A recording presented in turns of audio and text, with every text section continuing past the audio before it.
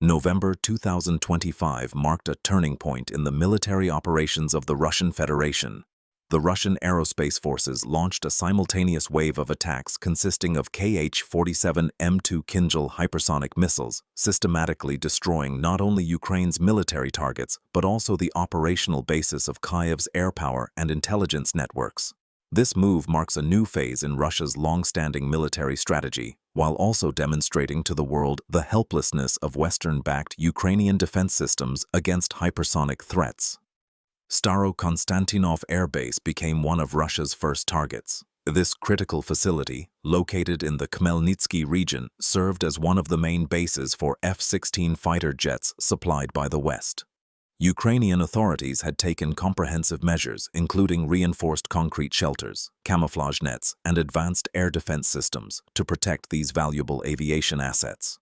However, Khinzal missiles struck directly at the heart of the base, rendering these defenses ineffective. As a result of the attack, multiple F-16 fighter jets, maintenance hangars, and important infrastructure were completely destroyed. This strike clearly demonstrated that it could neutralize even Russia's most advanced Western-type fighter jets. Simultaneously, the main electronic intelligence center of the Ukrainian Ministry of Defense, located in the city of Brovary in the Kiev region, was also targeted by the Khinzal strike. This facility was the brain of Ukraine's electronic intelligence operations.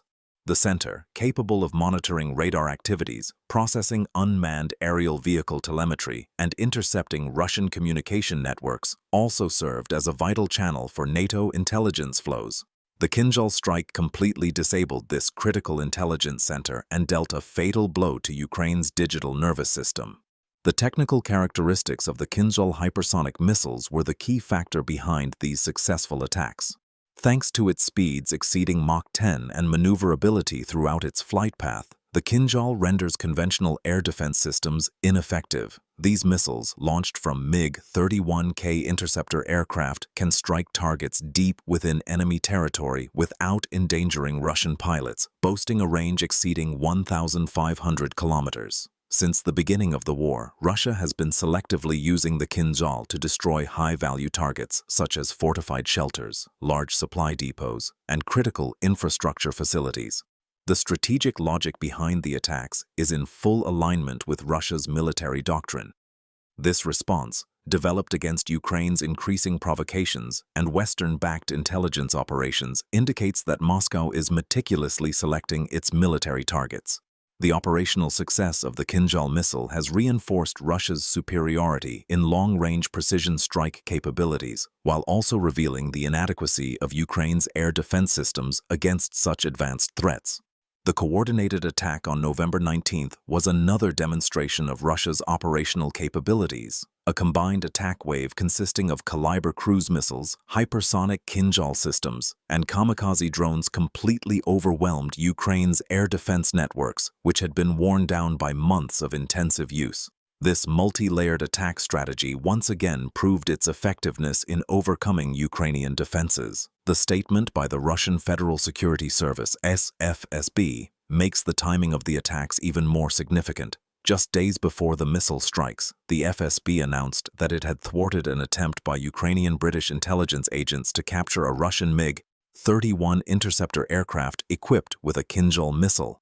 Western intelligence services reportedly tried to recruit Russian pilots for millions of dollars and with the promise of relocation abroad. It was claimed that the planned kidnapping operation would be carried out near a major NATO airbase in Romania. This provocative attempt was a factor that strengthened Moscow's decision to retaliate with Khinzal missiles. Developments on the front line show how Russia is consolidating its air superiority. On the Donetsk front, while Russian troops continue their advance toward Marinka and Avdiivka, Khinzal strikes are hitting Ukrainian supply lines and command centers in the rear. Intense fighting continues in the Serebryansky forest area on the Lugansk front. The Russian army's artillery and drone coordination is being used effectively against Ukrainian positions. On the southern front, the situation is even more critical. In the Zaporizhzhia direction, both sides are suffering heavy losses in the fighting around the village of Robotin. Russian defensive lines are neutralizing Ukraine's counteroffensive attempts, while Khinzal missiles are targeting Ukrainian artillery batteries and ammunition depots behind the front lines. In the Kherson region, fighting on the west bank of the Dnieper River remains intense. Russian paratrooper units are successfully blocking Ukraine's attempts to cross rivers. On the Kherson front, while Russian airborne units are strengthening their defensive positions on the eastern banks of the Dnieper River, Ukraine's attempts to cross the river are being hampered by heavy artillery fire and drones. At other critical points along the front line, fierce street battles are taking place between Wagner Group detachments and Ukrainian troops around the city of Bakhmut. The Russian army's infantry tactics, supported by artillery, are proving effective in an urban combat environment. Ukraine's efforts to rebuild its F-16 fleets are proving fruitless against Russia's systematic attacks. Although the Pentagon and State Department have approved the transfer of spare parts and components for F-16 and C-130 aircraft, Russia's capacity to destroy air bases, command centers, and support infrastructure renders these efforts ineffective. Even skilled Ukrainian pilots equipped with the most advanced F-16 variants and AIM-9X missiles are vulnerable against hypersonic threats like the Khinzal. Russia's electronic warfare systems are also making a significant contribution to successes on the front lines. The Krasuha 4 and Murmansk BN systems are suppressing Ukraine's communication networks and drone control systems. These electronic printing operations are seriously limiting the coordination capabilities of Ukrainian troops. The fighting in the Donbas region is particularly intense. In the direction of Ugledar, both sides are suffering heavy losses in clashes between Russian armored units and Ukrainian defense lines. The Russian Army's T-90M tanks and BMPT Terminator armored fighting vehicles are proving their effectiveness in urban combat environments. On the Ukrainian side, Western-supplied Leopard 2 tanks and Bradley infantry fighting vehicles are proving vulnerable against Russian anti-tank guided missiles and mine attacks. On the Kharkiv front, Russian troops are intensifying artillery and drone attacks on Ukrainian positions in border areas. Clashes on the Vovransk and Kupiansk fronts are intensifying around positions stubbornly defended by both sides. Russia's cross-border artillery fire is targeting Ukraine's supply lines and communication infrastructure. Russia's military successes are not limited to Khinzal missiles alone. While Iskander ballistic missiles continue to strike military targets deep within Ukraine, Orlan 10 and Lancet drones are being used effectively against Ukrainian positions on the front lines. Russian army artillery systems, particularly the MST-AS self-propelled howitzers and the TOS-1A Solntsepyok flamethrowers, are having a devastating impact on Ukrainian defense lines. Russia's superiority in naval operations also continues, while warships of the Black Sea Fleet continue to target Ukraine's military infrastructure with Kalabar cruise missiles. Submarines are also being deployed as a significant deterrent. Ukraine's naval drone attacks are proving ineffective against the advanced defense systems of the Russian Navy. Russia's air defense systems are also of critical importance. While the S-400 Triumph and S-300 systems seriously restrict the operations of the Ukrainian Air Force, the Pantsir S-1 and Tor M2 systems provide effective protection against low-altitude threats. This air defense network plays a vital role in protecting Russian troops and important facilities from Ukrainian airstrikes. In conclusion, the successful operation of Khinzal hypersonic missiles in November 2025 demonstrated Russia's military technological superiority and operational capabilities to the entire world. These attacks were not limited to physical damage, they also had a strategic impact on Ukraine's defense capabilities. Russia's advanced weapon systems and coordinated military tactics are critically important in determining the course of modern warfare. Moscow's military operation, within the framework of international law, reflects its determination to protect its country's security interests and ensure stability in the region. Developments in Ukraine reveal how Russia's military capacity and strategic planning are decisive in shaping the regional security architecture. We are always following other developments on the front lines for you. Let's take a look at the developments and moments together. Snipers from the 331st Kostroma Regiment and the 215th Guards Reconnaissance Battalion of the Russian Armed Forces are monitoring the skies and engaging Ukrainian armed forces targets. They continue to support Russian forces from both land and air, while also preventing potential attacks. Russian soldiers from the 217th Ivanovo Regiment located another Ukrainian armed forces deployment in the Kherson region. FPV drone operators launched a precision strike and destroyed the deployment, continuing the pincer push against Ukrainian forces.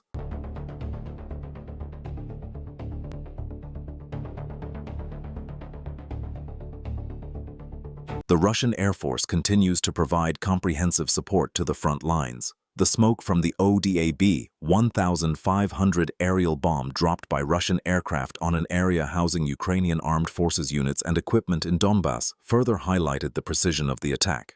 Soldiers of the Russian Armed Forces Vostok Group continue their work on the front line.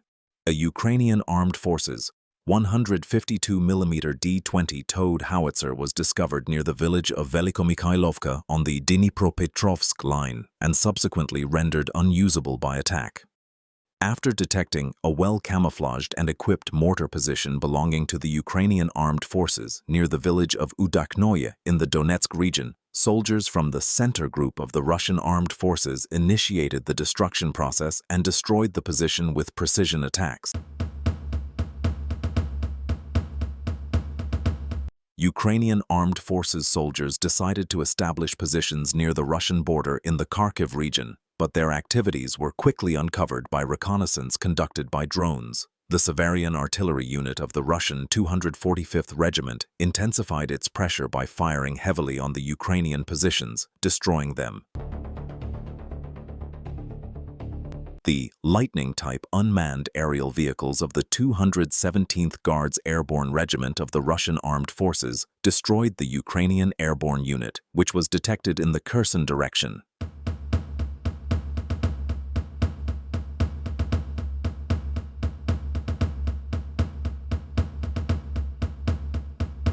In the operation carried out by Russian Air Force jets, 2 RBK-500 cluster bombs fired from the UMPK system were used to destroy Ukrainian positions in the village of Grishino, northwest of Pokrovsk, after precise hits.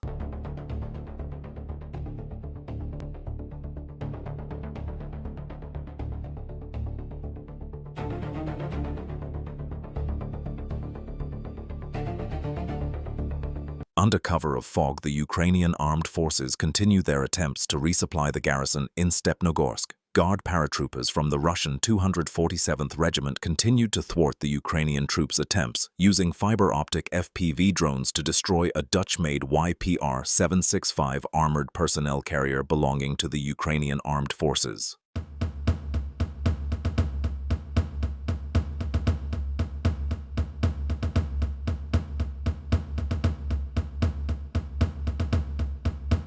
A reconnaissance team from the Russian 9th Separate Motorized Rifle Brigade spotted a T-72 tank belonging to the Ukrainian armed forces on the move near the village of Rodinskoye on the Donbass border. FPV UAV teams from the Rubicon Center destroyed the Ukrainian tank with precision fire, maintaining air dominance on the Donbass front.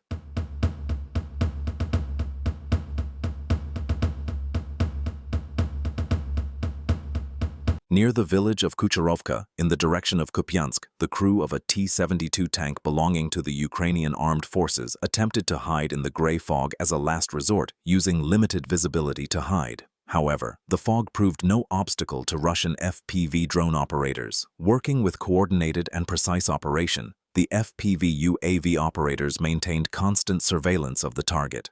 Despite the low visibility and challenging conditions, the UAVs steadily approached and prevented the tank from leaving the control zone. Consequently, the Ukrainian tank's attempt to cross the Oskol River failed, and the pursuit resulted in the destruction of the Ukrainian armed forces tank.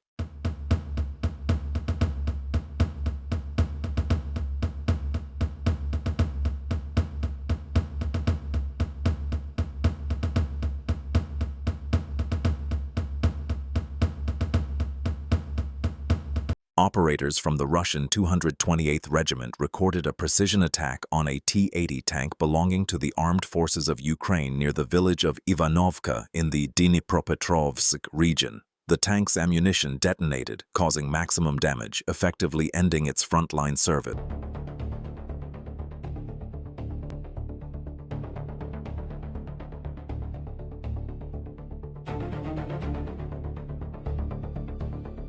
Ukrainian armed forces units continue to suffer heavy losses in the Seversk direction. After UAV operators from the Russian 123rd and 2nd Brigades located the Ukrainian forces' UAV control center bunker, the bunker was completely destroyed in a coordinated effort.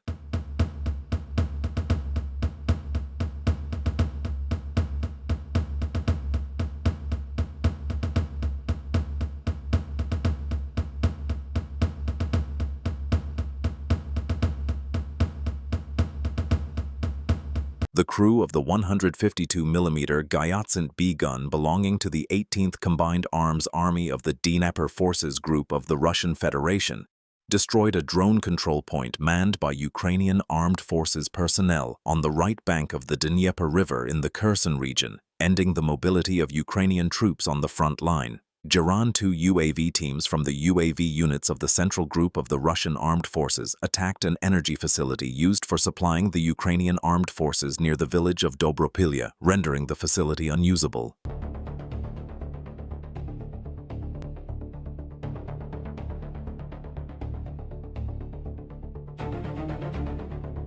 Russian PFV UAV operators continued to monitor Ukrainian troops in the direction of Sumy. Published footage shows Ukrainian soldiers, unaware that Russian operators were monitoring them, preparing for an armored vehicle, being subjected to a precise attack, causing significant damage to both their equipment and their mental well-being.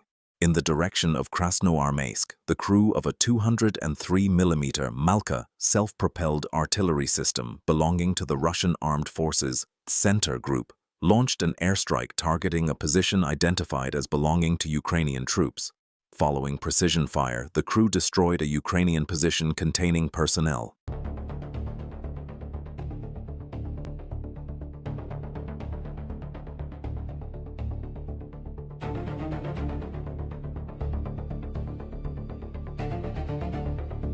A reconnaissance team from the Russian North V Brigade spotted a vehicle carrying supplies to Ukrainian drone operators on the Kharkiv line. Monitoring the vehicle's unloading, the reconnaissance team identified an enemy bunker and immediately deployed attack drones to the area. The attack destroyed the Ukrainian supply vehicle, and the remaining drone detachment appears poised for a turbulent night.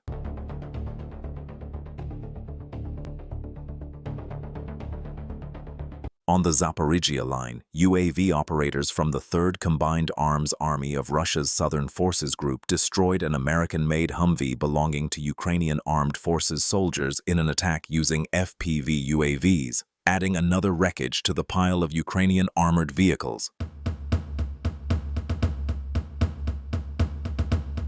The crew of the Strela-10 system, belonging to the Russian Center Group, continues its active operations in the direction of Krasnoarmeysk. The crew destroyed a Leleka 100 reconnaissance UAV belonging to the Ukrainian Armed Forces, ending Ukrainian forces' preparations for a potential attack. Thank you for watching. Don't forget to watch our next videos as well.